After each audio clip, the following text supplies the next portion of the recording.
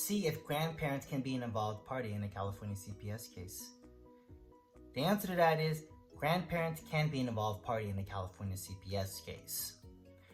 How grandparents get involved is, for one, there has to be some sort of evidence that that grandparent has been heavily involved in the child's life since birth, or not even birth, but for a very substantial period of time.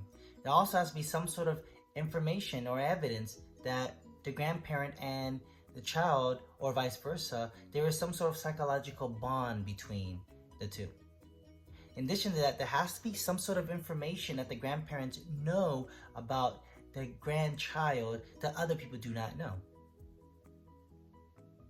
There also has to be some information that the grandparents can provide assistance or help to the court if the case is open, information that could be helpful as it relates to placement or visitation or reunification and etc.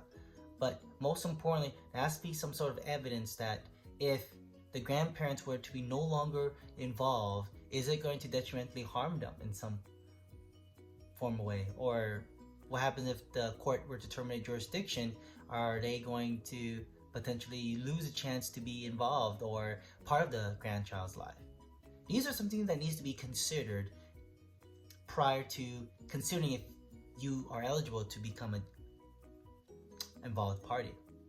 When you're an involved party, you have the right to be heard and notified to some extent, but also you have the right to contest certain legal procedures or issues that arise, particularly as it relates to placement or any particular issue that relates to the grandchild. If you want to be an involved party as a grandparent, make sure you contact us at wshaw Law Firm so we can file the necessary motions and argue to the court on why you should be involved in, you should be legally involved in the case versus just coming into court and participating regularly, which is a component that needs to be satisfied. At wshaw Law Firm, we're here to help.